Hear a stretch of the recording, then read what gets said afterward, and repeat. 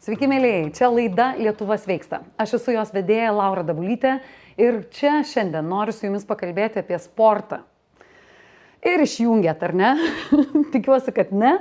Todėl, kad sportas yra toks arba labai nuobodu, arba taip nenuobodu, kad daugiau apie nieką negali kalbėti. Tokie kraštutinumai. Arba tu sportuoji, arba nesportuoji. Bet šiandien apie viską iš mokslinės ir nemokslinės pusės kalbėsiu su daktaru Tomu Liubertu. Tomai, šiandien tema yra sportas ir aš kažkaip suprantu, kad, žinai, čia man bus jausmas, kad mes pasiėmėm tortą ir dabar turėsim išrankioti tuos lazdyno riešutus ir tik apie juos kalbėti ir tik juos ragauti. Nes temos, apie ką tu galėtum kalbėti, yra plačios, jų ten tikrai labai daug. Sveikos gyvensenos institutas. Vadinasi, tavo sporto klubas, kuriame dažniausiai tave ir gali tikriausiai žmonės rasti. Tikrai taip, mus pravardžiuoja sporto klubui. Taip. Pravardžiuoja jūs, ar ne? Mus pravardžiuoja sporto klubui. Tave žaidžia, kai tai pasako? Ne, visiškai ne, nes mes esam sporto klubas, bet aš esu, jeigu manęs paklaustų, aš esu prieš... Aš galiu paklausti, paskui ko man paklausti. Ar aš už sportą? Ar tu už sportą? Aš prieš sportą. Tema yra apie sportą, bet aš esu prieš sportą, nes mes turime aiškiai pasakyti, kas yra sportas. Sveiki, mėlyjeji, tęsime laidą. Kalbėsime ne apie sportą, o prieš sportą. Žiūrėk, kas yra sportas? Jeigu mes paimam tipinį sportą, tai yra visą laiką pasiruošimas varžyboms, tai yra siekimas kažko, tai yra nuolatinis savęs stumimas. Procesas iki kažko, ką pasieksi. Taip. Ir dažniausiai, jeigu mes paimam tipinį sportą, kai vaikai pradeda sportuoti, be jokios abejonės jie yra vėlimi į sistemą. Aš manau, ir aš taip manau, ir jau pradedu tikėti tuom, kad sportas yra truputėlį žalojantis. Sveikatingumas yra visiškai kas kita. Tai jeigu mes galime atskirti sportą nuo sveikatingumo, aš galiu būti abiejose pusėse ir pabandyti paaiškinti, kuom jie skiriasi ir kur ta riba, kur jau negerai pasidaro. Puikiai.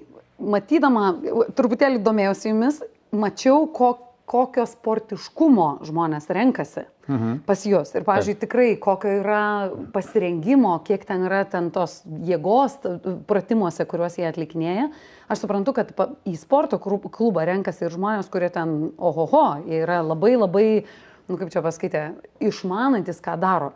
Kaip papasako, kas yra tas toksai nieko nesportuoti ir tokiu būti sofos ekspertu, iki tokio, kad beveik galėčiau dalyvauti tam tikroj lygoj. Kur mes turėtume būti gyvenime? Žiūrėk, pas mus, ko gero, yra ta unikali vieta, kuri apjungia ir profesionalius sportininkus, tai yra žmonės siekiančius rezultato, kas yra visiškai toli gražu nuo sveikatingumo. Taip. Ir tos žmonės, kurie ateina netgi, pavadinkim, nesveikatintis, o prašyti pagalbos. Nes žmogus, pavyzdžiui, vienas iš labai gerų pavyzdžių yra 70 metų vyriškis, po skyrybų su širdies kraujagyslių krūvom reikalų, jis neužlipdavo į antrą aukštą. Jeigu pas mus recepcija yra pirmame aukšte, antrame aukšte yra treniruoklė, jis neužlipdavo į antrą aukštą, jis uždūsdavo. Ne? Po pusės metų, šitoje aplinkoje, jisai darydavo po 20 pristraukimo, tai reiškia 70 metų žmogus atsiveria naujas gyvenimo etapas, gyvenimo kokybė atsistato. Ir šalia to pačiu yra tie profesionalūs sportininkai, gal vardais negalima minėti, nes mes turime griežtą sutartį su jais, nes tai yra komerciniai sportininkai, kurie siekia pro rezultatų. Ir čia jau toli gražu nuo sveikatingumo, čia yra jų darbas. Reikia aiškiai suprasti, kad su jais mes dirbame tam, kad juos išlaikyti kuo ilgiau toje formoje ir kad jie po to galėtų išeiti į taip vadinamą pensiją, kuo mažiau sugriuvę. Ko man tikėtis iš sporto? Kas man galėtų būti sportas, nes pats esi ilgaamžiškumo mokslininkas, siekiant iš toje vietoje gerų dalykų ateičiai. Kaip man į tą sportą žiūrėti? Kas tai? Čia į kampą žiūrėjimai. Nuo ko pradėti, ar ne? Jo, nuo ko pradėti. Gal, žinai, pirmiausia, sąžiningumo savo. Tai yra nustoti savo meluoti.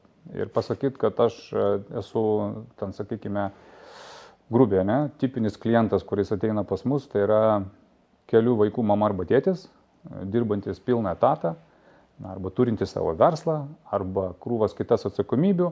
Tai jisai matai, rinkoje mes turime labai daug 20-mečių, 30-mečių žmonių kalbančių, kaip reikia sportuoti. O, šitas koks geras. Aha. Geras, ne? Ir tu jautiesi praleidęs, jau kažkaip. Tu supranti, kad kažkas ne taip, ne? Nes tu bandai pasivyti gyvenimą, o gyvenimas tiesiog bėga nuo tavęs, tuo tarpu, kaip kažkas to aiškina, pažiūrėk, kaip viskas paprasta, ten reikia vis.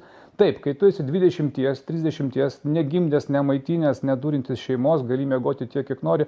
Yra visiškai kitokie biocheminiai procesai, negu tau yra 50, 60, tavo metabolizmas literaliai yra sustojęs ir siekti rezultato nėra taip paprasta, kaip yra pasakoma. Dėl to turim aiškiai pasakyti, kur mes esame. Stabdau tave dėl siekti rezultato. Aš sporte siekiu rezultato? Tai čia vėlgi, ko mes norime. Ne? Dažniausiai žmogus, kuris ateina į sporto klubą, tai yra į mūsų stebuklų laboratoriją, 99% yra tipinės frazės. 99% yra masinis apsilankimas balandžio mėnesį, nes yra paplūdimio sezonas, nes būtinai reikia six-packo, nes tuoj aš turiu 3 savaitės, padarykit stebuklą. Tai yra masinė psichozė. Ką tokiems sakai? Sveiki atvykę. Vis tiek? Sukondės, žandikulius, sakai? Ne. Tai sveiki atvykę ir kitam sezonui mes turėsime tai, ką jūs norite. Ir kai mes pasileidžiame į tą kelionę, žmogus po truputėlį pradeda sakyti, ko jis iš tikrųjų nori. Jis nori nestereotipinio six-packo. Jis nori būti tiesiog gražus pats savo, jis nori pasitikėjimo, jis nori susigrąžinti tą gerą jausmą, gyvenimo kontrolę, kurią jis kažkada juto. Kai tu buvai be baimės, jaunas, perspektyva, visas, tas upės iki kelio, o kalnai iki pečių. Tas jausmas grįžta. Jisai grįžta per gebėjimą valdyti savo kūną. Ir pats to negali padaryti namuose? Gali, bet turi išmokti. Paskui gali. Ar teisingai girdžiu? Gali. Ne, kad aš galiu atėjęs, suvokęs, su treneriu, padaręs tam tikrus dalykus, aš galiu tai paskui jau tęsti, nežinau, pievose, parkuose, namuose, terasoje, kaip tik tai noriu. Pavyzdys, kurį sako mano mama, jeigu tu paimsi agurką ir įmesi į raugintų agurkų bačką, agurkas surūks, bet čia gerąją prasme. Taip, skaniai. Taip, jis surūks skaniai. Tai jeigu tu patenki į aplinką, kurioje tave visi palaiko, tau padeda, tave pamokina, pastumėja teisingą linkmę, tokie patys kaip tu matai pavyzdį žmonių, sėkmingų žmonių. Taip. Viskas, tai yra automatinis procesas, tai yra neišvengiamas procesas. Stabdau, Tomai, truputėlį, yra begalė sporto klubų, kuriuose man atrodo, aš tai ten matau iš viso tik tai tokia, pažiūrėk, kas aš, pasižiūrėk, iš kur drabužėlius nusipirkau ir ten nesisveikina, ten nieks tavęs nepalaiko. Jeigu tu savo asmeninio trenerio nepasiėmai, tai kažkoks toks, žinai, čia tas mėnesinių mokėtojų, žinai, tik tai lygą pasieki. Tokių irgi yra. Ar tai nėra to lygu sporto klubui? Jokių būdų nenoriu kritikuoti kolegų. Kiekvienas segmentas atranda savo nišą. Okay. Tu kaip, ko gero, specialistė viešojo sektoriaus. Tu matai, kiek reklamų. Tai yra, kiek už visko stovi reklamų. Taip? Tu bandai save parduoti pačioj gražiausiai pusiai, bet tu nerodai, kaip vakare gal neužmiegi, gal pikina, gal kažkas nevirškina. Tai kiekvienai vietai savo segmentas. Aš galiu pasakyti tik tiek, kad aš vienareikšmiškai pritariu, sporto klubas prasideda nuo aprangos. Turi ateiti taip apsirengęs, kad pats savo atrodytum afigienas. Iš karto geriau? Taip. Supratau. Nusipirk pačius brangiausius batus, pačią brangiausią, reiškia, aprangą ir ateik pas mus. Viskas. Nuo to mes ir pradedam. Penktadienis dar yra tortas. Tikrai? Sporto klube mes turime tortą. Kodėl? Žiūrėk, aš tu galiu pasakoti iš mokslinės pusės. Aš taip bijojau tą tortą, tortą padėti ir pasakyti, kad mes jį dabar krapštysim, o tu kalbė apie tortą. Žiūrėk, tas sportas, tas sveikatingumas, apie kurį mes kalbame, tai nėra savęs ribojimas, tai nėra kažkokių super tabų užstatymas, tai yra turi būti procesas, kuris seka paskui tave tavo gyvenimo ritmu. Aš dabar taip jau bent jau moksliškai galėčiau įvardinti 10 top priežasčių, kuriuose ko gero 6 ar 7 yra neigiamos priežastys, kur žmogus meta viską, yra dėl to, kad atsiranda glikogeno trūkumas, tai yra cukraus trūkumas organizme. Taip. Tai jeigu mes paimam tuos pačius gražiausius žmonės, modelius, į kuriuos mes orientuojame sportininkus, reiškia raumeningus, arba tas, reiškia, moters naujas kultas, standartas, to tokio nulieto fitness modelio, irgi reiktų padėti kortas ant stalo. Ir čia, aišku, mane dabar prikals prie kryžiaus visi, kas tik tai gali, bet prieš varžybas ten realiai mes valgom bandeles su kremu, šokoladukus kemšam, tik tai, kad raumenį padaryti gražų. Be glikogeno raumuo nėra gražus, jis yra sudrybęs. Wow. Kitas niuansas, pavyzdžiui, visi kaip ugnies bijo, reiškia, svorių. Paradoksas.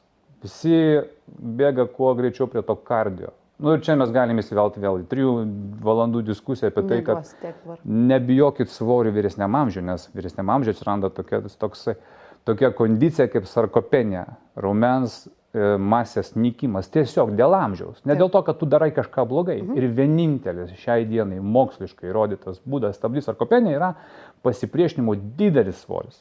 Taip. Visuotiškai priimtinas kardio, tikimybė, kad tu labiau sudeginsi raumenį, kuris valgo kalorijas, yra didesnė, negu tu padarysi naudos savo kūnui, vėlgi kalbant apie vyresnį amžių. Ir vėlgi grįžtam prie to pačiu, tai ko tu nori, ne? Tu nori atrodyti gražiai, tu nori pasitikėti savo kūnu, tam reikia karkaso.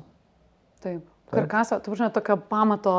Tam reikia raumenino. Ir ta, žinai, metafora, kad aš paimsiu štangą ir iš karto užsiauginsiu kaip mužikas raumenis, ateik, pabandyk.